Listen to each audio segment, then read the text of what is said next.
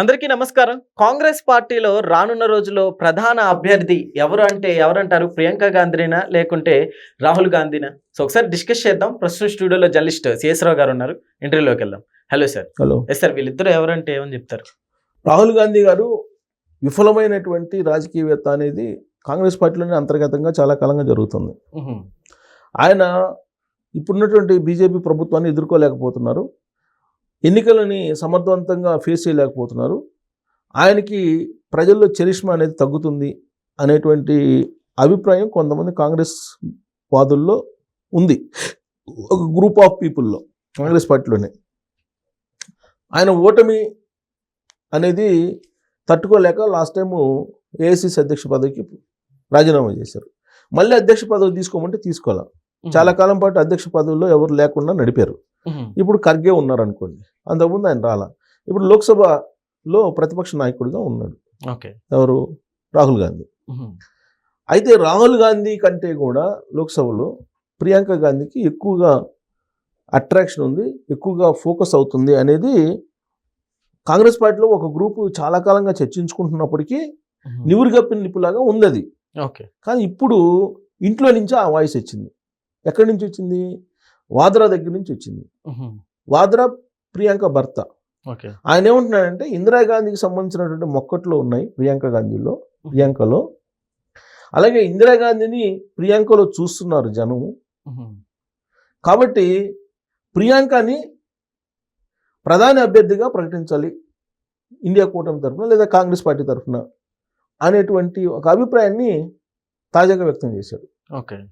ఎందుకు వ్యక్తం చేశాడు? ఎప్పుడు వ్యక్తం చేశారు? ఎందుకు వ్యక్తం చేయాల్సి వచ్చింది అని అంటే 4 రోజుల క్రితం ప్రశాంత్ కిషోర్ కలిశాడు ప్రియాంకని. ప్రియాంకకి ఫీడ్బ్యాక్ ఇచ్చాడు. రాజకీయాలు ఎలా వ్యూహాలు పడాలి, లేదంటే యాక్చువల్ సిచ్యువేషన్ ఏంటి, ఇవన్నీ ఎక్స్ప్లెయిన్ చేశాడు. ఓకే. ఎవరికి? ప్రియాంక గాంధీ. యాక్చువల్గా లాస్ట్ ఎలక్షన్ అప్పుడు కాంగ్రెస్ పార్టీ తోటి కలిసి పనిచేయాలని చెప్పి అనుకున్నాడు ప్రశాంత్ కిషోర్. కానీ రాహుల్ గాంధీ అతను దూరంగా పెట్టాడు. తెలంగాణలో కూడా అతను దూరంగా పెట్టి సునీల్ కనుగోలు సలహాలు సూచనలు తీసుకొని కాంగ్రెస్ పార్టీ ముందుకెళ్తుంది. ఇప్పుడు అతన్ని ప్రశాంత్ కిషోర్ని దగ్గర రానివ్వట్లా రాహుల్ గాంధీ. దాంతో ప్రత్యామ్నాయంగా ఇప్పుడు ప్రియాంక గాంధీ పంచం చేరాడు. ఎవరు? ప్రశాంత్ కిషోర్. బీహార్ అసెంబ్లీ ఎన్నికలు అయిపోయిన తర్వాత ఆయన ఏంటి అనేది అందరికి అర్థమైపోయింది.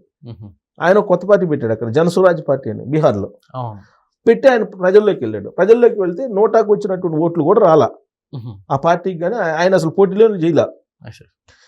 రాజకీయ వ్యూహకర్తగా నేను గెలిపిస్తాను మిమ్మల్ని అని చెప్పి ముందుకు వచ్చేటువంటి అతనికై అతను పార్టీ పెడితే అతని పార్టీకి 100 కంటే తక్కువ ఓట్లు వచ్చినాయి కాబట్టి అతని గ్రాఫ్ పడిపోయింది.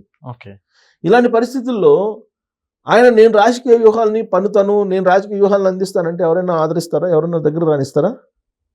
అందులో కాంగ్రెస్ పార్టీ అసలు రానివ్వదు. ఎందుకంటే గత ఎన్నికల్లోనే రానివ్వాలి ఆయన్ని. దానికి కారణం ఏంటంటే 2017లో ఉత్తరప్రదేశ్ అసెంబ్లీ ఎన్నికల్లో పే చర్చ అంటూ రాహుల్ గాంధీని ప్రొజెక్ట్ చేయడానికి చూశాడు. అది బూమ్రాంగ్ అయింది. 2017లో ఘోరంగా ఓడిపోయింది కాంగ్రెస్ పార్టీ అక్కడ. సో దాంతో ప్రశాంత్ కిషోర్ వ్యూహాల మీద నమ్మకం లేదు రాహుల్ గాంధీకి. అందుకే ప్రశాంత్ కిషోర్ ఏం చేశారు? 2024 ఎన్నికలకు ముందు సోనియా గాంధీని కలిశారు. సోనియా గాంధీని కలిసి ఒక సలహాలు ఇచ్చారు. ఏం సలహాలు ఇచ్చారు?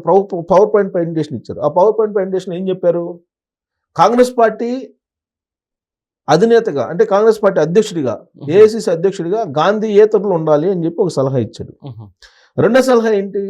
దేశంలో ఉండేటువంటి బలమైనటువంటి ప్రాంతీయ పార్టీలతో కాంగ్రెస్ పార్టీ కలిసి నడవాలి అనేది రెండో సలహా. అప్పుడే బీజేపీని ఎదుర్కోగలరు అని. తర్వాత ప్రధానమంత్రి అభ్యర్థిగా కూడా గాంధీయేతరులు ఉండాలి. ఈ 3 ప్రతిపాదనలు చేశారు. చేస్తే ఆవిడ నో అన్నారు. ఈ 3 ప్రతిపాదనలు రాహుల్ గాంధీ గారితో కూడా చర్చించుంటారు కదా సోనియా గాంధీ గారు. సో రాహుల్ గాంధీ గారు అప్పటి నుంచి అతను రానివ్వట్లా. దీంతో ఇప్పుడు ప్రియాంక గాంధీ దగ్గరికి వెళ్ళటం మొదలుపెట్టాడు ప్రశాంత్ కిషోర్.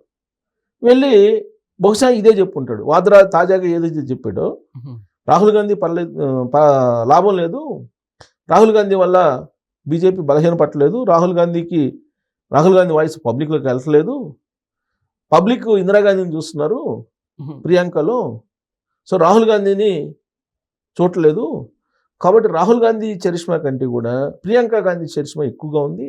కాబట్టి ప్రియాంకని ప్రధానమంత్రి అభ్యర్థిగా ప్రకటిస్తే మొత్తం మారిపోతుంది సినారియో, బీజేపీని అప్పుడు ఓడించవచ్చు అనేటువంటి ఒక సలహా ఇచ్చి ఉండొచ్చు. లేదంటే ఇంతకాలం పాటు వాద్రా ప్రియాంక గురించి, ప్రియాంక ప్రధానమంత్రి అభ్యర్థిగా ఉండాలనేది మాట ఎప్పుడు రాలా, ఇప్పుడు ఎందుకు వచ్చింది సార్? అయితే ఇక వీళ్ళిద్దరిలో ప్రజాదరణ ఎవరికి ఎక్కువ ఉందంటారు సార్? జనరల్గా కాంగ్రెస్ పార్టీలో అంతర్గతంగా ఇదే చర్చ జరుగుతుంటుంది. ఎందుకంటే రాహుల్ గాంధీ ఫెయిల్యూర్ లీడర్గా కొంతమంది ఒక గ్రూప్ చూస్తున్నారు కాంగ్రెస్ పార్టీలో. కారణం ఏంటి? 2014 ఎన్నికల్లో ఆయన కారణంగానే ఓడిపోయామనే ఫీలింగ్, 2019లో ఆయన కారణంగానే ఓడిపోయామని, 2024లో కూడా ఆయన కారణంగానే ఓడిపోయాం అనేది ఒక ఫీలింగ్ ఉంది. సార్ కారణాలు అనేక ఉంటాయి, కానీ ఈయన లీడర్గా ఉన్నారు కాబట్టి ఇప్పుడు ఆయన భారత్ జోడో యాత్ర పెట్టారు, న్యాయ జోడో యాత్ర పెట్టారు 2024 ఎన్నికలకు ముందు. కాకపోతే రాజకీయ వ్యూహాలు పనటంలో ఆయన విఫలం చెందుతున్నాడు. బలమైనటువంటి ప్రాంతీయ పార్టీలతో కలిసి వెళ్ళడంలో కూడా విఫలం చెందుతున్నాడు. ఆ కారణం చేత అతను సక్సెస్ కాలేనటువంటి లీడర్గా కాంగ్రెస్ పార్టీలో ఉండేటువంటి ఒక బలమైనటువంటి గ్రూపే చూస్తుంది. ఈవెన్ సోనియా గాంధీ గారి నాయకత్వాన్ని కూడా G20 G24 G50 Congress party లీడర్లు వాళ్ళు లెటర్ కూడా రాశారు కదా. సోనియా గాంధీ నాయకత్వాన్ని వ్యతిరేకించే వాళ్ళు ఉంటారు, రాహుల్ గాంధీ నాయకత్వాన్ని వ్యతిరేకించే ఉంటారు, ప్రియాంక నాయకత్వాన్ని వ్యతిరేకించే వాళ్ళు ఉంటారు కాంగ్రెస్ పార్టీలో. కాంగ్రెస్ పార్టీలో అంతర్గత ప్రజాస్వామ్యం ఎక్కువ. ఇప్పుడు సపోజ్ మనం తెలంగాణలో చూస్తున్నాం, రేవంత్ రెడ్డి గారిని ముఖ్యమంత్రిగా నువ్వెవరు చెప్పడానికి, నేనే 10 సంవత్సరాలు ఉంటానని చెప్పి కోమటిరెడ్డి రాజగోపాల్ రెడ్డి గారు ప్రశ్నించారు. అవును సార్. అట్లయితే ఇప్పుడు వీళ్ళిద్దరు కాకుండా ఇంకా ఎవరైనా ఉన్నారంటారా అర్హులు? అర్హులదే ఉంది. ఇప్పుడు మన్మోహన్ సింగ్ గారిని ప్రధానమంత్రిగా 10 సంవత్సరాల పాటు ఆయన విజయవంతంగా చేశారు కదా. ఆ రోజున గాంధీ ఫ్యామిలీ లేకపోతే మన్మోహన్ సింగ్ గారిని పెట్టి విజయవంతంగా UPA 1 UPA 2 నడిచినాయి కదా.